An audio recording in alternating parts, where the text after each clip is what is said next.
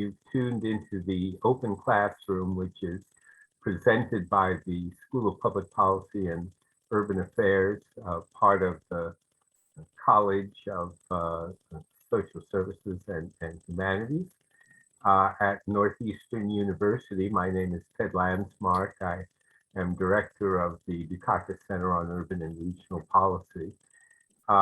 Thanks to some technical glitches, you actually get to see me tonight very briefly in my back office, full of clutter and excitement. But our conversation tonight is going to be full of excitement and I think some very intriguing discussion of economics around community justice and different ways of approaching that. So I'm going to turn the screen over to my colleague and co-facilitator, Rebecca Riccio. Rebecca, you're on. Hello and welcome, everyone. I am so excited about our guests tonight. As you know, we have been organizing this semester's classes around principles of anti-oppressive community engagement for university researchers and educators. And a lot of what we want to address in this notion of anti-oppression is how the control of resources and the ability to set the agenda, whether that's the social agenda, the political agenda, or the economic agenda, can translate into power imbalances between different kinds of stakeholders. And so tonight we're going to have a conversation led by our colleague Jennie Stevens with several people in Boston who are doing really exciting work about reimagining the distribution of resources and what can a just economy look like. And so with that, I'm going to hand things over to Jennie and look forward to a really exciting conversation. Great. Well, thank you all for joining us. And thank you to our 3 visitors who are here virtually with us today.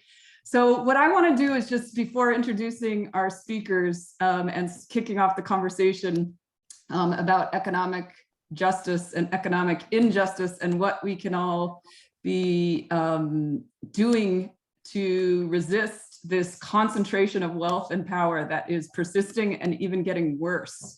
Since the pandemic, the top 10 billionaires in the world have doubled their wealth, and arguably this systemic challenge is among the biggest problems of our time, because it gets at the root of our housing crisis, our energy insecurity, the food insecurity, health disparities, transportation inequities, and educational inequities. And because we haven't been investing enough in people and communities in the way that we could and should.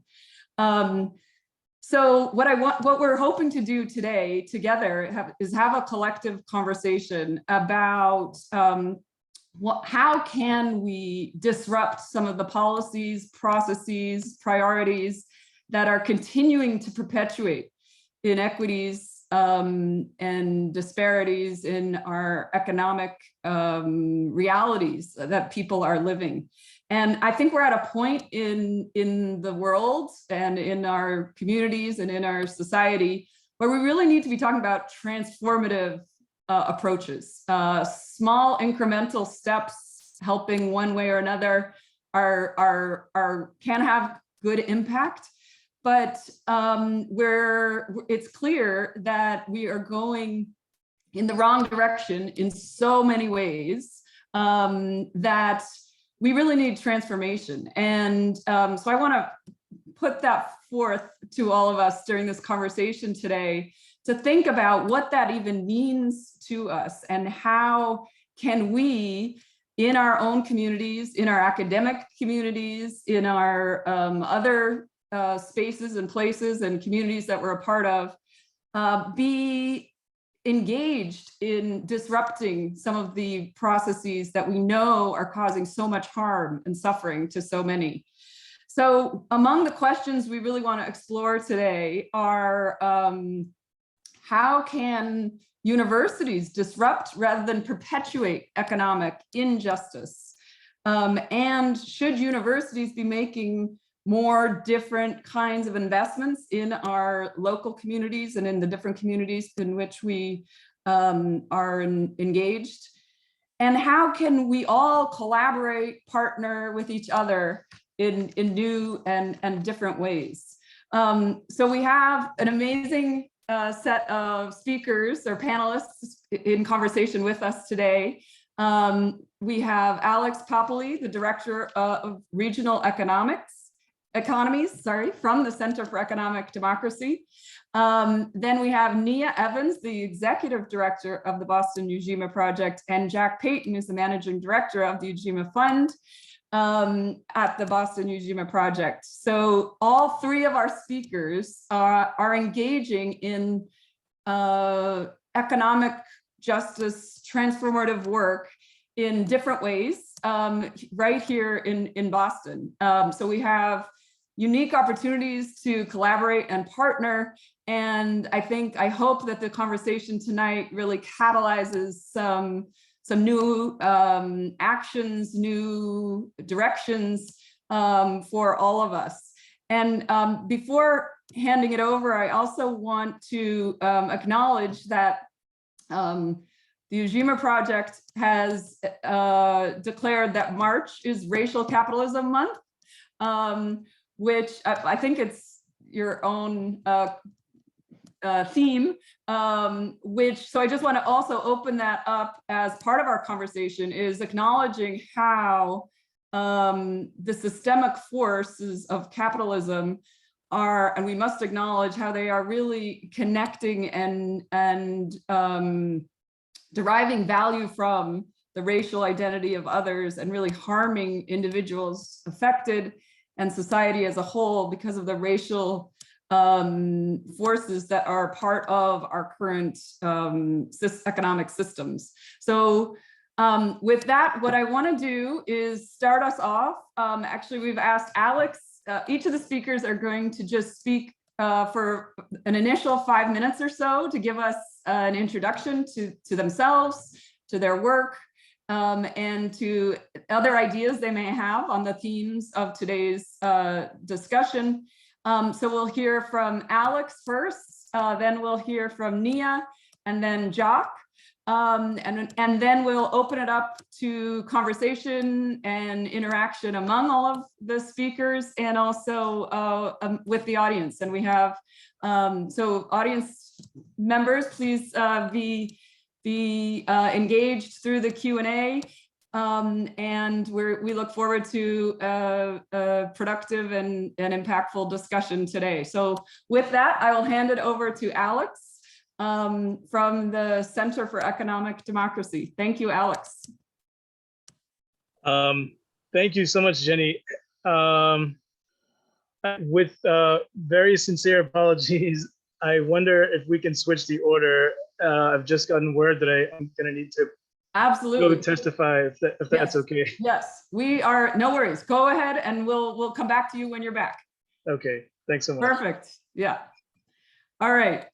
So let me just give a little context there. You can go ahead.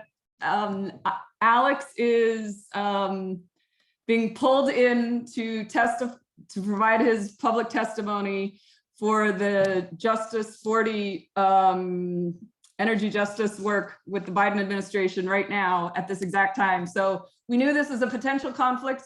Apparently the public comment period was originally 3 to 5, then it got 5 to 7, and now it's right now at 6 o'clock.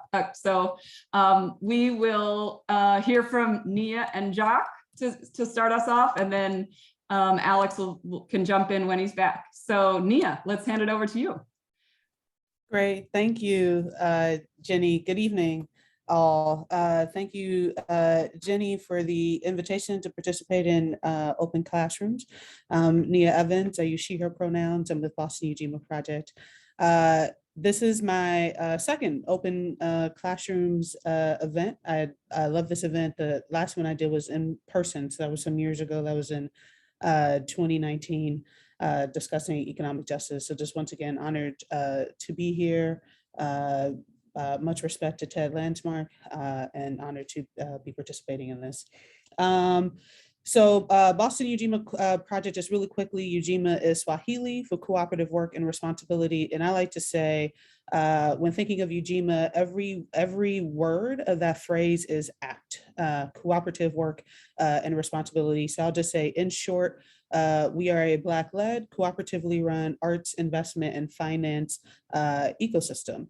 And so some principles that are very important to us are cooperation, participation, and power, sharing power and sharing decision-making. With what I want to start off with, and thank you very much for this topic, and thinking about anchor institutions and the role of anchor institutions in our communities. I think there are a few things I want to touch on just briefly.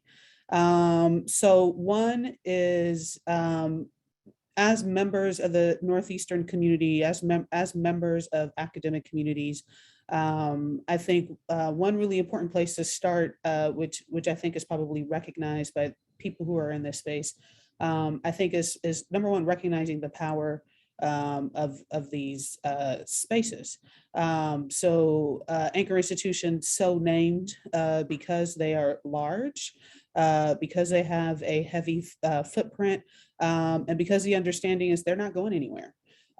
So very influential and very impactful. And so I would say one place to start, wherever you are in the space, student, professor, administrator, worker, understanding the power of the institution. And then I think thinking about what you can do from your position to influence where you are, very specifically in that institution and the institution as a whole to move.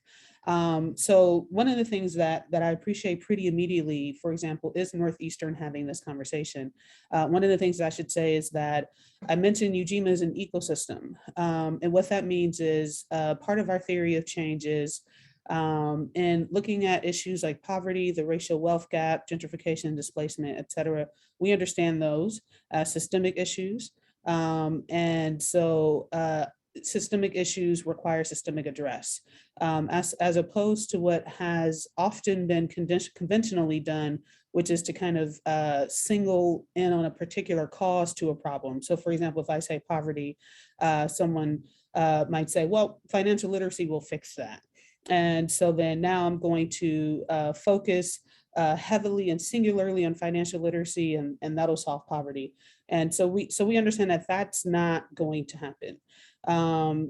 So financial literacy may be a piece of the puzzle. It may, it may provide some progress, but it's not the whole. It's not the whole picture. So the reason I'm mentioning ecosystem is what we've decided to do is to kind of take some of our favorite models and solutions that we're aware of that we believe properly center working class communities of color and put that together into a new system in Boston. And part of that ecosystem is our anchor institution strategy. And so the reason I'm mentioning this is for us, what that looks like, it looks like us going to us anchor institutions. So it looks like us going to Northeastern and MIT and BMC. The other thing that I want to mention is we have a really strong faith network. So with the relationships that we've been able to enjoy with faith-based networks, we said, we think we can recognize faith-based networks as anchor institutions because some of them are very large and have been around for a long time and are influential when it comes to their decision-making.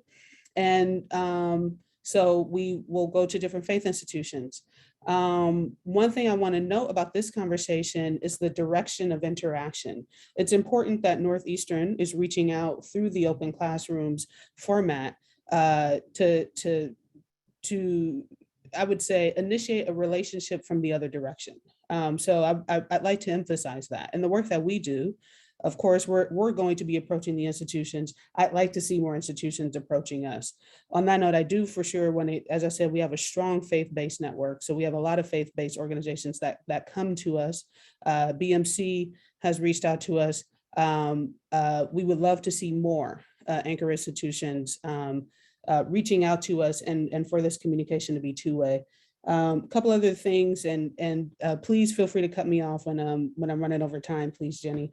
But a couple other things that I want to mention pretty quickly is we also have a pilot. We also have the Pilot Action Group, which is a group that Ujima helped to co-found. For people who are unfamiliar with Pilot is payment in lieu of taxes. So this was an agreement that Mayor Menino made, I believe, towards the end of his tenure with universities and with healthcare institutions in the city. And that agreement was that those institutions, being tax exempt, would pay up to 25% of what they would have to pay if they did pay taxes, half of it in community benefits, half of it in cash to the city. And so I think, again, the idea was we have these large institutions that, yes, definitely bring a lot to the city, and they have heavy presences. So as they bring a lot, they also require a lot. And so this was an agreement, so not mandatory or anything like that. This was an agreement between universities and the medical institutions and city administration. And universities have not been great actors in that. So I'm gonna actually drop a link to the Pilot Action Group website so that you can learn a little bit more, and maybe we can talk about that a little bit more in this conversation. We actually have quite a few Northeastern students that have participated with us on this effort. And then the last thing I want to think about, Jennie, you talked about investments, and I want to leave that to Jock just in case he has some thoughts about that. So I don't want to talk about investments specifically. But when I think of, number one, I just want to back up a little bit and say there's so much that universities can do. So number one, I think you all should be excited about the possibilities of what Northeastern and other institutions can do. One of the things I want to think about, again, in thinking about what an anchor institution is think about, I'm curious if you all have had conversations about reparations and about what you think Northeastern's and the role of other universities is in reparations. So we know, for example, some of our neighboring institutions, I'm not so sure about Northeastern, but we definitely know some of our neighboring universities have deeply intertwined histories with slavery and can trace they can directly trace the resources that they have today to participation in the slave trade. And I'll just pause there. But I think there's so much that we can talk about, but those are just some of my initial thoughts and reflections. Great, Nia, thank you so much for opening up with lots of things that we can come back to, and the optimism that there's so much we can do. That's great. So thank you, and we'll come back to several of those themes for sure. Jock, why don't we hear from you, and you're the managing director, so you have of specific projects. You can let us know a little bit more about the investment side. Thank you. Yeah, absolutely, and thank you all for having us tonight. It's my first time being a part of Open Classroom, so looking forward to the discussion. As you mentioned, Jennie, I'm the managing director of the Ujima Fund. I just joined the fund last year after several years in kind of traditional asset management, working on large cap equity products, where I was an investor and analyst for these very large funds. But at the same time was living in Roxbury and actually taking the train or the bus to Ruggles. So stepping on Northeastern's campus pretty much every day, to downtown and just, once again, just seeing the disparities between living in Roxbury and then going into the financial district. I think, for anchor institutions, as Nia said, there's just so much that can be done. I kind of want to first, throw the hat in there for all those students that are deeply in debt for some of the universities to advocate on their behalf to really free them of that burden. I think that's a huge burden on many that forces them really to keep jobs, to sustain income, to really force themselves to not be able to take risks. And once again, if you want to trace debt back to some of the very early stages of debt here in America, even peonage and things of that nature, it does have a dramatic burden on what people can do economically. So I would first kind of advocate for anchor institutions, and specifically universities, to think about their costs and how they think about debt and how much debt students can take on. I guess, after that, it's really about guiding, I think, the most precious resource of this earth, which is us as people, right? We are the most valuable assets, ever to walk this planet, I believe. Not putting down the animals and the plants and all of our other creatures that we share this earth with.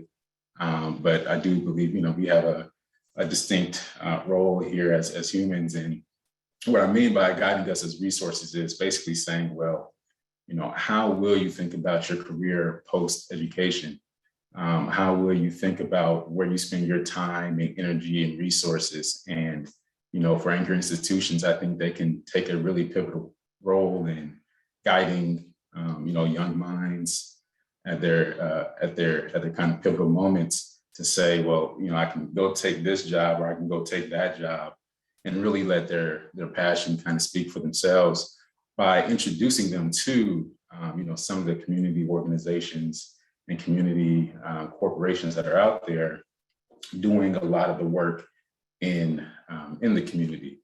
Because I think at some point I saw in the flyer, there was a comment that said power to the people, right? I think that was somewhere, economic justice, and it said power to the people. So if you kind of think about just economics in general, right? Capital plus labor, plus the technology or the innovation factor, the technological factor. But labor is such a big part of that economic equation. And, if you saw a disruption in wealth creation by these corporations, I think the primary disruption would be their labor force leaving to seek other jobs. We've obviously seen the Great Resignation take place, but that's actually not fully explaining what's happening. A lot of people are leaving one job to go to another higher paying corporate job because a lot of these corporations have so much cash on their balance sheet that they are able to afford to pay people more. But I think it would be really, really powerful if once again we could start to direct labor to other areas of employment. How many of us actually stay in our communities to work, right? Or versus going to an office or going to a university. So I think universities can play a huge role in that, just in the way they shape their curriculum and in the ways that they really encourage students through career development and career fairs to seek other places of employment. And that can also be tied into classes, to internships, I know Northeastern has a co-op program. There are many things that I think that can be done to really illustrate that there's more than one career path. And I think, as Nia mentioned, just opening your doors to some of the local organizations and community-based organizations is a great first step, but, kind of sustaining those relationships with, continued support, whether it be on the business strategy, financial analysis, and workforce development. Just so much, so many topics can be learned from an academic standpoint that can be translated back into the community, because that's one thing I've seen, is that there is sometimes a disconnect between, what can be taught in the textbooks versus, what people are kind of learning on the fly. And obviously that can be a little bit more costly if they make, one or two or three mistakes rather than knowing what to expect. And then lastly, I'll just kind of close my 5 minutes with this is obviously just the endowments are massive. There's so much that can be done with the endowments of the universities to be direct investors in community development. I think a lot of times they go through these intermediaries, and I think that's fantastic. But but working directly with businesses, either through procurement is, I think, one form of direct investment, or finding, institutions, not to shout out the Ujima Project or Ujima Fund, but, organizations like us that are out there, looking to work with businesses in the community to help develop a more just society. So I'll pause there, but thank you. Thank you, Jock. Could you actually just tell us a little bit about the Ujima Fund itself? Because I think the audience may not really understand that model of how it's different than the other funds that you worked with as a investment manager job. Yeah, sorry, I got so excited to name all the ways anchor institutions can be a part of change. But let me certainly explain more about the Ujima Fund. So the Ujima Fund is a democratic-led investment vehicle. So what we mean by that is that we really include the community at each step of the process. The first step being naming our community standards. So we have a set of, or a list of over 30 standards, and many of them are very reasonable, fair wages, fair scheduling, give someone notice before you throw them on a schedule for the next day, Corey policies, zero waste policies, things that we think businesses should all adopt, and those were named by community members. So we first look for businesses that we work with to adopt those policies. And I guess even one step before that, we have businesses that have been named by the community as well. So actually our kind of investment pool, if you will, the potential investments are named directly by the community members. So these are businesses that they frequent, businesses that they know. We call it the Businesses We Love list. All right, and that's very unique because once again, it forces, at least my eyes, to look directly at this list and not just wherever I so please, because that's where obviously biases can come into place, and people can easily skip over an entire community of businesses by just looking where they are most comfortable or most familiar. And I think that's what you may see in some of the more traditional equity investment shops. So from the businesses we love to the community standards, we have a community standards committee that actually talks to these businesses and walks through, any pros or cons of that list.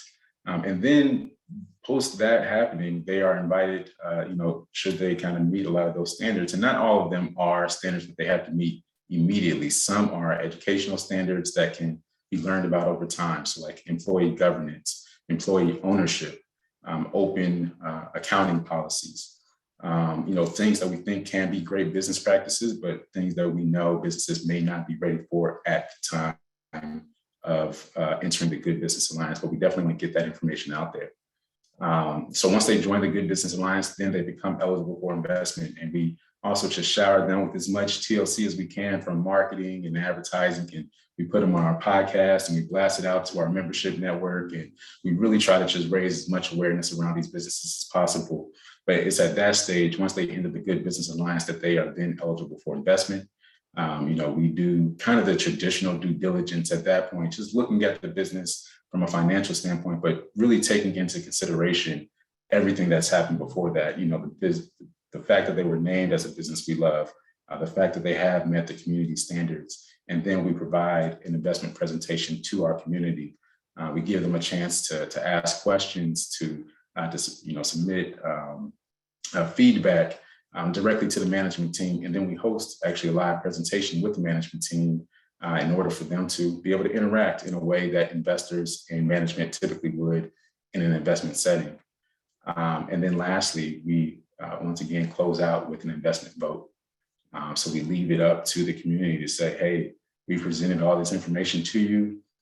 Give us the final go ahead to go ahead and allocate dollars to these businesses. And I think that's the real differentiator. Not just the businesses we love, not just the community standards, but giving them that power to vote is something I've never seen in an investment setting. And certainly, I think, the most powerful and unique part of Ujima. Great. Well, thank you so much. And there may be other questions along those lines as we go. Rebecca, did you want to chime in? Oh, I am just so bursting with questions. I'd love to, but I don't want to jump in if Jack or Nia, if you'd like to respond to each other at all. But I do have a question if we're ready at the point for that. Yes. I'm really excited, Nia, about what you said about thinking in terms of the ecosystem and having that understanding of the wholeness of our community and being in community with each other. And Jack, as you said, in making these decisions, I think we often talk about systems change as if understanding that there are these things called systems that exist and they're broken and we need to fix them. But don't understand that you can only do that work if you have ethical frameworks around equity and inclusion and belonging, and understand that systems change requires a reimagination of these power dynamics. And I would love it if you could talk about how you operationalize values within the work that you do. And I think that businesses we love and the community standards do that. But to me, that's the question that I think a lot of big organizations that have a more capitalist orientation have, which is how do you operationalize values along with your business strategies in order to actually affect change in ecosystems? Sure. Rebecca, that's a great question. Thank you. So yeah, I think there are a few ways that I can answer this question. So one, the process for sure is as you've just noted that Jock described, our participatory process is for sure one of the key ways. If I just give just a little bit of my personal history with this project, when I learned about Ujima, I was actually the ED of the Boston branch of the NAACP. And before that, I was volunteering with the NAACP. I was the chair of the NAACP's Economic Development Committee, and then before that, the vice chair of the Education Committee. And I mention that because when I became the vice chair of the Education Committee, one of the issues that we were working on was the school budget. So there needed to be budget cuts. Living in an age of austerity. So, budget cuts were understandable and inevitable. The issue became what the decision-making process was when it came to decide what was cut.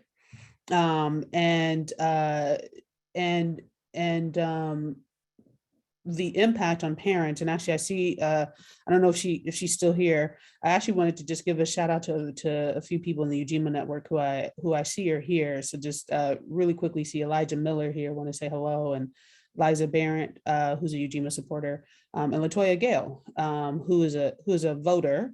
As an aside, Latoya, you need to vote. We have a recent vote that's up. So Latoya, I'm busting you out, you need to vote. And I thought of Latoya because she'd be familiar with this issue. A lot of parents who were surprised by some of the decisions that were made because there were services that those parents needed that had been cut.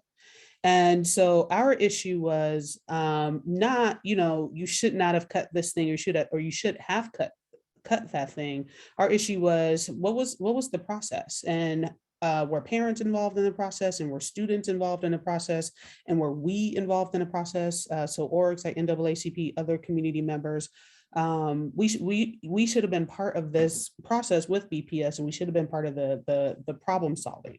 And had we been a part of the problem solving, we would have all been on the same page as to why we are where we are when it comes to those decisions. And then I felt like I saw the same issues when I was on the Economic Development Committee. And so then for me, when I met Aaron Tanaka, who is a co-founder of Ujima, and he was talking to me about what he was thinking, it was the aspect where members are able to vote on investments was super powerful. So I really, we've talked about it already and you've pointed it out, but I really don't think we can overemphasize how important and how powerful true decision-making power is, particularly in communities where we haven't had that power, and particularly in communities where we've been acted on by decisions, and when we have felt like other people's agendas have been happening to us, and we've not been enacting our own agendas. And so I think for us, the process that Jock described, and hopefully what you picked up was there isn't a lot of mediation from us. So there isn't a lot of behind the scenes machinations. When our members name businesses, those businesses go on a list. There isn't a separate process where there's some other organizational body or staff, then maybe we pick our favorite businesses, or maybe we say to ourselves, they don't really know what they're talking about. Let's kind of take this and let's do the real work. That doesn't happen. It goes straight to the list. And then our job is to then do outreach to those businesses. And that is, I think, one of a really important, powerful way we operationalize our values.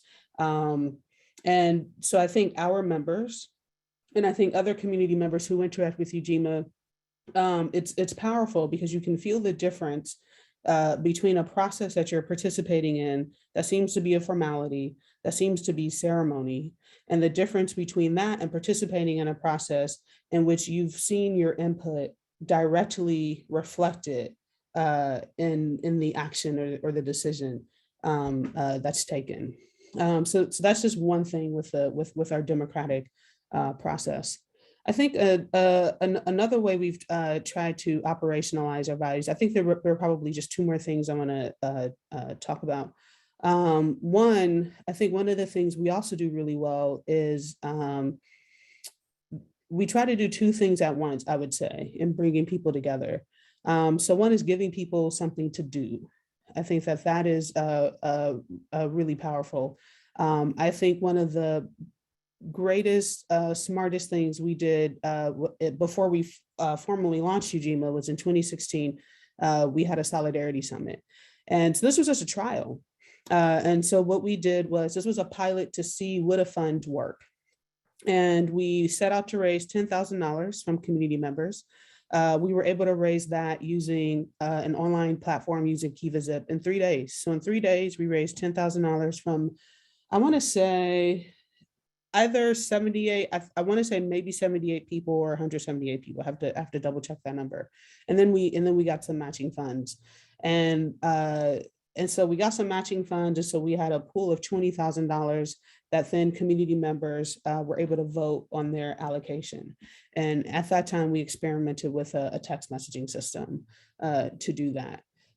So what was really powerful about that was an avenue for people to actually, we provided avenues for people to actually do something. So there were a few avenues. So there was that avenue to invest online via Kiva, and if anyone's familiar with Kiva, I think you can do a minimum $25 investment to provide microloans to people all around the world. You could come in the door and have $5 cash and contribute. So if you couldn't do online for various reasons, you could do in person, do $5 cash. And then there was the actual voting mechanism through text message. And I remember the feedback that we kept getting that day from people who were present was, this was really inspiring. Because again, unfortunately, there are not too many opportunities that are very accessible for communities to not just talk about a problem. So there are plenty of opportunities to talk about a problem. Those are available galore. Plenty of opportunities, get in the room, talk about what's wrong, talk about problems. Maybe talk about some solutions, and that's a big maybe. There are not too many opportunities to actively, directly, concretely do something. And so that's something we make sure we provide every time we bring people together. And the other thing is we make sure it feels great. And so that's the other thing. Now, the other piece of feedback that we got was, wow, this was so different because this was so inspiring. This felt so good. And so we, maybe a kind of shorter answer is, maybe that's design thinking. I'm not a planner, I'm not a designer, but I would like to say we think very carefully about how we bring people together. So when you talk about belonging, for example, we make sure that people leave understanding what a new system or what a new community or what a new world would actually feel like. And then there's one other way I just want to talk about, I think, how we think about power dynamics and how we operationalize our values around that. So as we've talked about, we're a member-based organization, and we actually have two broad tiers of membership. So one is our voting membership, and the other is a solidarity membership. And voting membership is for people who live in Boston proper. Ujima is explicit about centering working class communities of color. Our solidarity membership is for anyone who lives outside of Boston proper. We introduced a self-organizing mechanism when we launched that I really appreciate, which is, as I said, voting membership is for people who live in Boston proper. And we ask people to just kind of examine which membership is best for them. And so we make the invitation and we say, if you are a resident of Boston proper and you don't identify as a person of color or as a working class person, consider taking out a solidarity membership. And what I really like about that invitation is it's not us, prescribing that for anyone. It's not us kind of mandating that for anyone, but it is an invitation for people to think about their position, their power, their voice, and reflect on what they're able to enjoy or not enjoy. And so, for example, we will have people of color who don't identify as working class who will say, I'll take out a solidarity membership. Or we'll have people who don't identify as people of color, who, even though they live in Boston, will say, I will take out a solidarity membership. And so I would say that's one of the ways, for example, we've operationalized, our values with regards to power dynamics, really being keen to center communities that have been historically ignored. Yeah. Alex is back with us, Yes. and we want to make sure that he has an opportunity to describe the work that he's been doing and maybe to just say a word or two about his testimony. We also have some questions coming in, and it's a reminder that if you do have questions, please post them in the Q&A box. We will almost certainly run over our allotted hour, and to the extent that our presenters can be with us for a while after that, we will be here to continue dialogue with them. So maybe we can move to Alex for a brief presentation on the work that he's been doing. Thank you, Ted, and thank you, Jennie, for the invitation. First of all, just apologies for the disruption. I think you may have mentioned I had to go testify at this White House environmental justice meeting on behalf of this coalition. I just couldn't get out of it, and so anyway, apologies.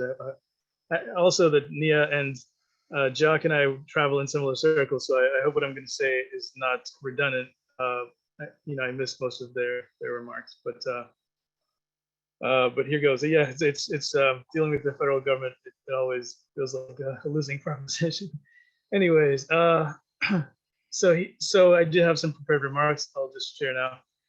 First off, just thank you for the open conversation about what might be perceived as a sensitive topic, especially in Boston, given our history here, and especially in a historically Black community that's been on the receiving end of many economic and political, social, environmental, and other injustices deriving from historic systemic racism and continuing with various forms of racial capitalism today. There's many ways in which large institutions like universities, and Northeastern is no exception, unfortunately, create harms in their host communities and exacerbate existing problems caused by economic development that's done without attention to the health of the host community or without its informed consent. This isn't something limited to Northeastern alone, obviously, but here's a few thoughts on what Northeastern could do to start the process of repair and to begin reversing that pattern. First off, I would say take an honest look at Northeastern's flawed history in Roxbury specifically. For example, by engaging students, the student body via events or new curricula to educate them and to acknowledge the historic and continuing harms caused by the university's decision-making, such as development, causing the displacement of the surrounding low-income communities, etc. Second, with the Cleveland co-ops as a model, that model as a case study, Northeastern could spearhead an effort, a conversation to pull various anchor institutions together to provide procurement fulfillment opportunities at a scale that allows for Boston's EJ communities, environmental justice communities, to grow their economic base and move to closing the racial wealth gap, which, as you know, as Neo and others can point out, is absolutely inexcusable and massive. Northeastern could also contribute technical assistance and funding for startup capital to local worker-owned cooperative businesses to fulfill those opportunities. My daughter's clapping for me here. The third option is third idea here is to reserve a significant number of seats for students from Boston's EJ communities for access to a full Northeastern education. The specific number could be informed by representatives from the community, such as Ujima. Another suggestion is to create programs that provide students via paid internships as a resource to support the work of various community institutions, especially grad students who would require less onboarding and oversight. They could provide some meaningful, staff capacity to do community organizing work at organizations that are, often woefully underfunded and understaffed. Another suggestion is to offer Northeastern space or other resources as infrastructure for local grassroots community organizations to operate in a stable environment so that they can then provide effective guidance on the best ways forward. So if those organizations are stable, they can help they can engage in conversations and help to guide the way forward. And without that stability, they will not be able to. So Northeastern can support that.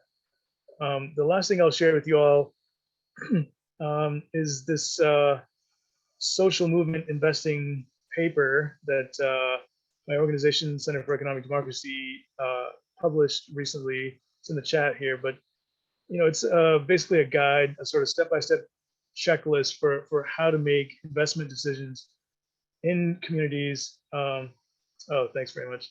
In communities that have been marginalized or harmed in the past, and how to how to be thoughtful and responsive to concerns about historic racism and other harmful patterns. So these are just a few immediate steps that one institution can take. Maybe call it a down payment on the far larger reparations that we as a society owe to Black communities that have been so grievously harmed by this grotesque, and vicious racism, and Native communities on whose stolen land we make our homes and businesses and our educational institutions. So, with that, I just say thank you for getting this conversation started through this series, and I look forward to the rest of this discussion. Great. Well, thank you so much, Alex. And we already have some questions from the audience. And I want to, but before going to that, Alex, could you just tell us a little bit more about the Center for Economic Democracy and the work that you do there, and how it's a little bit about maybe its history, and how could we contribute or align or collaborate? And thank you for that very clear list of very specific suggestions, which is great. We were all taking notes, so that's great. Okay, sure, yeah. Sorry, I didn't do much of an introduction, but I'm my title is switching from political director at Center for Economic Democracy to director of regional economies, to reflect a shift in the work that I do. So I help to coordinate a statewide coalition on worker ownership. So it's called the Coalition for Worker Ownership and Power, Co-op. And we actually just had our first lobby day today at the State House to try to pass a policy platform to build infrastructure for worker ownership, to support worker-owned cooperatives and workplace democracy across the state. And if you're interested in that, please get in touch. There's lots that we can use help with. We also the organization. So I also intervene with national partners at the federal level to put some guidance, some parameters on investments that are coming down to state and local level, so that those investments don't actually exacerbate existing contradictions on the ground and can maximize their benefit. So that's with partners, like Right to the City and the Climate Justice Alliance and Indigenous Environmental Network and other national networks or regional networks that have a long track record of interventions in advancing environmental justice. As an organization, we also provide education to movement partners on the history of how we got to this place, right? Like the economic system and the structures that continue that try to control and limit the options for communities, to educate folks on on alternatives and best practices in other places, and just to support the development of sort of ideas out there in the movement ecosystem that could have transformative effects down the road. So education, yeah, we build different infrastructure, working at the municipal level in Boston. We were able to pass a reform to the city charter, the city constitution, in the last election, and now we're working on the ordinance to actually implement participatory budgeting, for example. So some portion of the city's budget would be turned over to the public. The way that's going to be done, the actual mechanics of it is being worked out, and we'll have to negotiate, and lots of folks will have a voice in that. But the idea is to take some portion of the city budget and make it as democratic and democratically determined as possible. So participatory budgeting, which is a way to counter Boston's long history of one white man. The mayor, has always been white and male until this last election, making massively impactful decisions on behalf of the entire city. So things like that, I can just leave it there. Great. Thank you, Alex. And I think you brought in that key piece about the public investments and how they connect when we're also talking about private investment. So thank you for linking there. What I want to do, I actually want to respectfully acknowledge that I have told our speakers that we are only speaking for 1 hour, and I also need to hop off and do something else at the hour. So Ted, although this is the beginning of a conversation, I think we need to look at it that way. And we've already started, but I know I don't think we should actually go beyond. But what I do want to do is just acknowledge a few of the questions that have come in. And what I'm going to do is throw out a few different questions, and then all of you can respond to whichever ones that you'd like to address. One question is, given how difficult it is to change culture, since so much of our economic relationship with money and wealth is cultural, what are ways that we can start the long, difficult process to shift the focus back to people? And how can secondary institutions actively work to these ends of shifting, kind of a cultural shift as well as an economic shift? Another question that's come in are there examples that you could share of Boston area universities taking action that align directly with your work and support that mission? And another question about the ecosystem framing that the Ujima Project embraces, just thinking about how does that model work when you're thinking also about competition and conflict, both within and outside an ecosystem. So those are some of the questions that have come in, and I'd love to just hand it over to whoever would like to respond. Maybe Nia or Jock first, and then we'll come back to Alex. Jock, you want to go first? Yeah, sure. I'll be brief. I think to respond to your second question, ways that universities have done something positive. So we actually have a business that we invested in, Cerro Co-op, that does have a contract with Northeastern. They also have a contract with Boston University. I believe it is all public knowledge. But I think those are ways, once again, as Alex mentioned, procurement, just working with these businesses, giving them these contracts of size that can really help them, build out the staffing and the operational budget that they need. So, just want to shout out Northeastern for working with Sarah. Then, as far as competition within the ecosystem, I mean, it's interesting to think about competition, right? Because there are numerous companies that are multi-billion-dollar companies that still make billions of dollars. So we're at a much smaller scale. There's so much room for growth that I don't think competition at this stage is something that we're necessarily concerned about to I believe, a certain degree, because there's just so much opportunity out there for these businesses to continue to grow. Thank you. Jock, have any of the universities contributed, or any of the anchor institutions in Boston contributed to the fund directly? Sure, I don't think so. Yeah. Yeah. If we got more time, we were gonna get into it on that. They haven't. Well, yeah, I guess I have a question in that regard. Yeah. Which is, what is the argument that you make that these stakeholders ought to make these kinds of investments? Most of them fail to acknowledge any sense of responsibility to the community, and as large corporations, basically they tend to ask, what's in it for me now? So what's the argument that you make that they have some responsibility to make these kinds of investments?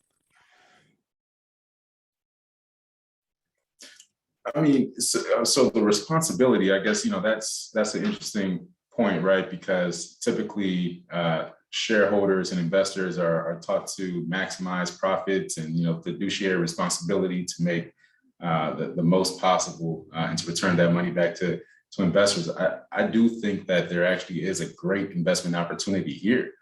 This isn't just a responsible and a social, objective. This is, I think also one that can be a very, powerful and lucrative investment for others to take part in by investing in these businesses at the ground stages of their development, of their growth. And just kind of going back to that last question that, if you invest in these companies at their earliest stages, at their nascent stages, then they have so much runway to continue to innovate, to continue to develop.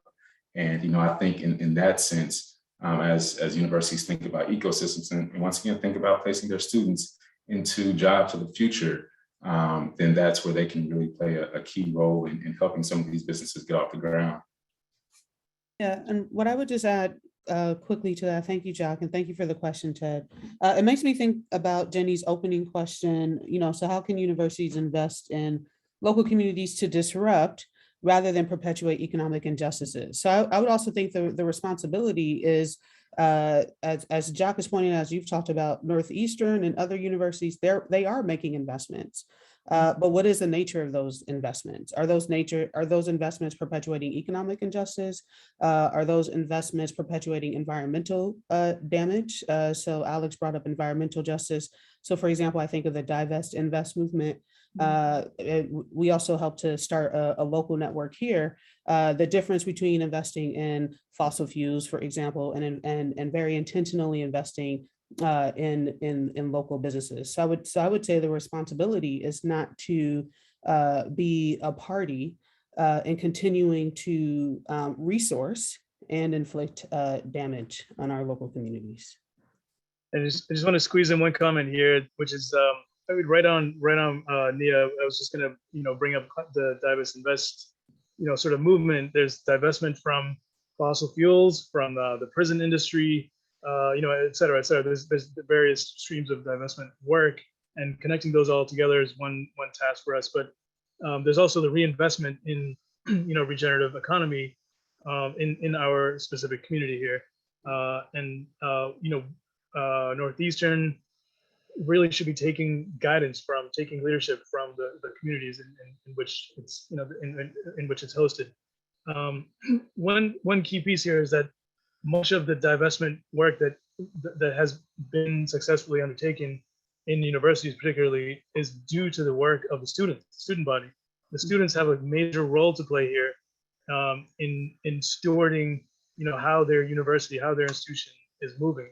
And you know, people are getting very, very active and speaking up and refusing to take no for an answer. You know, and that is how it needs to be. Like the people who are running these institutions often treat them as a business and not as a, you know, a contributing and a you know, a holistic member of their community. So this, you know, students often you know, have an important role to play. I just raise that up.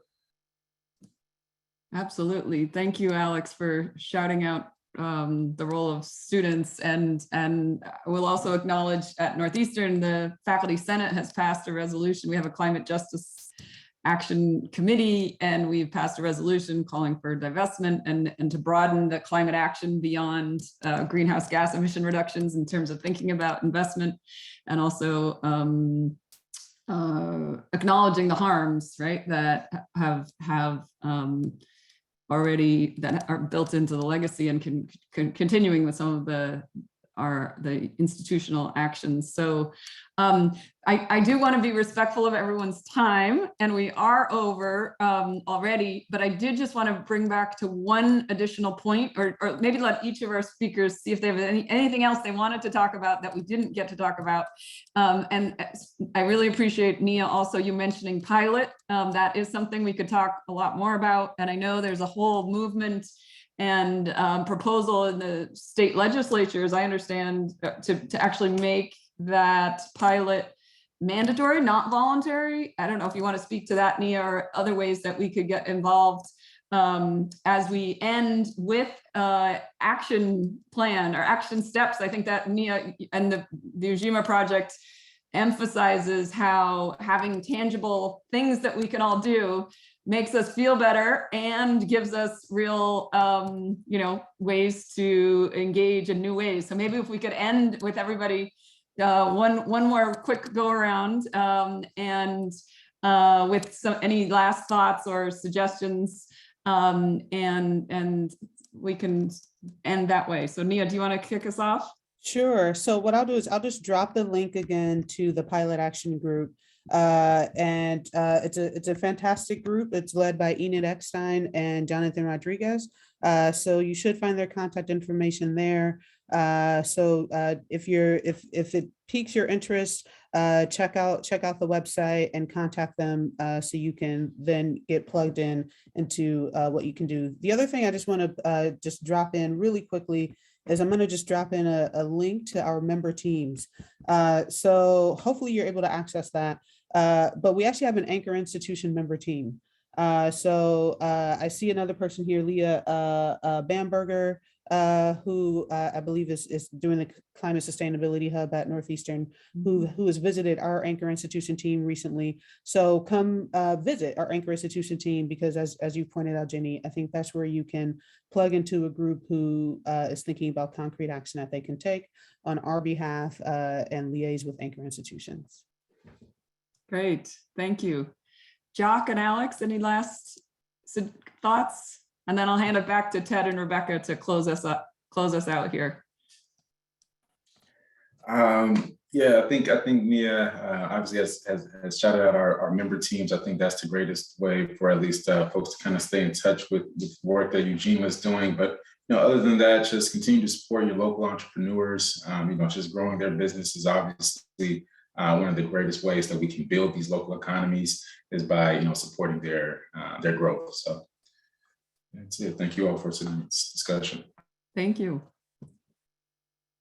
I would just add in here that I really miss seeing people in person. You know, being at the State House today, you know, just it was so kind of shocking to imagine how much we took that for granted. But you know, like having space for cultural exchange and expression and you know, just social interaction is so important. So you know, I really hope that the next time we do this, you know, it'll be in person. We can actually meet each other and, you know, talk and go to the after party or whatever it is, you know. But yeah, just put in a plug for the cultural space that we need. Absolutely. Thank you so much, Alex. And thank you all for this really important beginning of a conversation. And hopefully we have collectively raise some new ideas and action steps for everybody here. Ted and Rebecca, is there anything else you'd like to end on?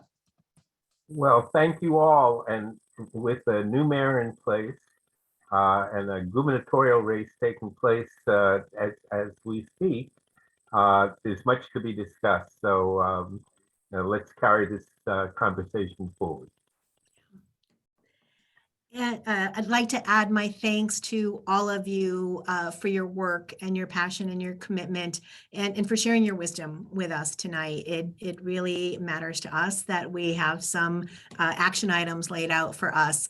I'd also like to just point out what's happening in the next couple of weeks. And I'm going to jump ahead actually to April 13th, when we'll be continuing the thread, a few threads from tonight's conversation with a conversation about reimagining power in the nonprofit sector and philanthropy. And somebody who got a shout out tonight, Lisa Barrett, who's the Associate Director of the Resource Organizing Project, is going to be with us, along with Aditi Dolakia, who's the Social Justice Philanthropy Fellow at Social Innovation Forum and an MPA student here in the Policy School.